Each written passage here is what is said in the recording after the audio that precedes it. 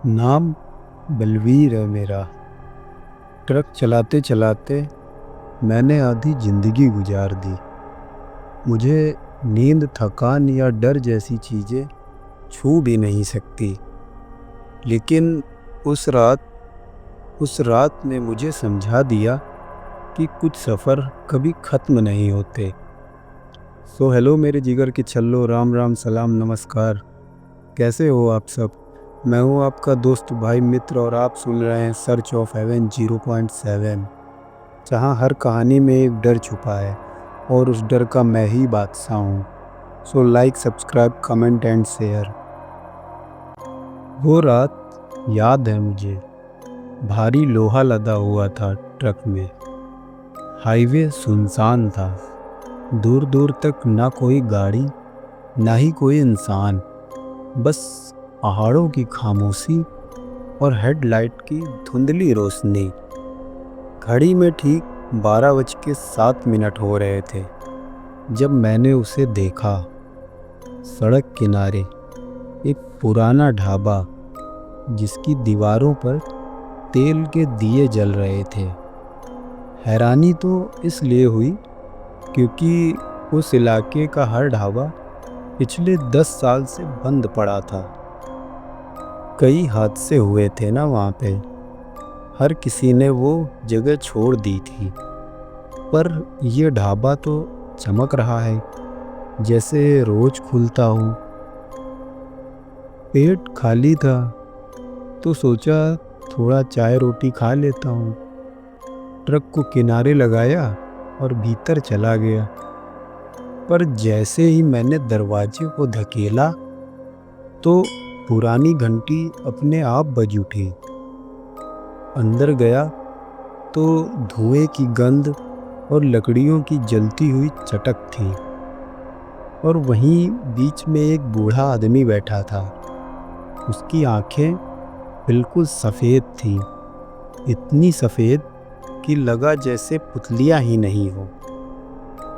बुढ़े ने कुछ नहीं पूछा, बस चुपचाप मेरे सामने थाली रख दी। दाल चावल और 2 रोटियां। मैंने पहला कौरा मुंह में डाला और जैसे ही दांत लगाया मेरी रीढ़ ठंडी हो गई। चावल के दानों की जगह छोटे छोटे मानव दांत मेरे मुंह में चुभ रहे थे।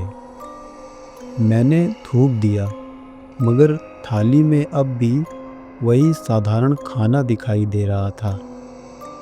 मैं पसीने से भीग गया।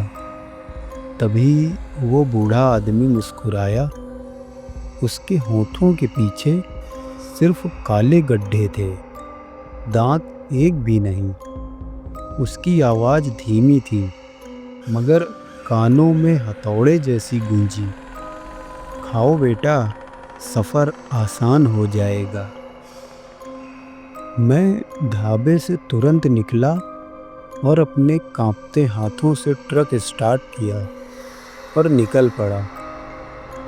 पर रास्ते भर लगा जैसे कोई पीछे बैठा हो। जब हिम्मत जुटाकर शीशे में देखा तो मेरी सांस अटक गई। पिछली सीट पर वही बूढ़ा बैठा था। उसकी आंखों से सफ़ेद रोशनी निकल रही थी। मैंने तुरंत ब्रेक मारी और दरवाज़ा खोलकर भागा, लेकिन ज़मीन पर पैर रखते ही मेरे पैर ठंडे पड़ गए। मैंने देखा कि मैं ढाबे के अंदर उसी कुर्सी पर बैठा हूँ। मेरे सामने वही थाली रखी थी और मेरे बगल में अब मैं जैसा ही दिखने वाला कोई दूसरा ड्राइवर भी बैठा है। उसकी आंखें चौड़ी और डरी हुई हैं। मुझे तब समझ आया कि मैं ढाबे का हिस्सा बन चुका हूँ। अब मेरी बारी है दूसरों को बुलाने की। उस रात के बाद से कई ड्राइवर गायब हुए।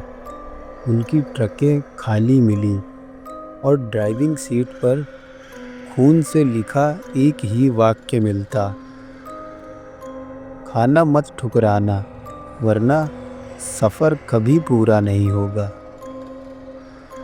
आज भी जो ड्राइवर रात के ठीक 12:07 पर उस सुनसान सड़क से गुजरता है तो उसे वही ढाबा दिखता है। लालटेन टिमटिमाती है, दीवारों से धुआं उठता है और दरवाजे पर वही घंटी फिर से बजती है। और अगर उसने अंदर कदम रख दिया तो उसकी कहानी वहीं ख़त्म हो जाती है। आखिर ऐसा कोई है जो मेरे साथ उस ढाबे पर चल सके? कमेंट में बताओ। और मेरे चैनल सर्च ऑफ हेवन 0.7 को प्लीज़ सब्सक्राइब ज़रूर करो। धन्यवाद।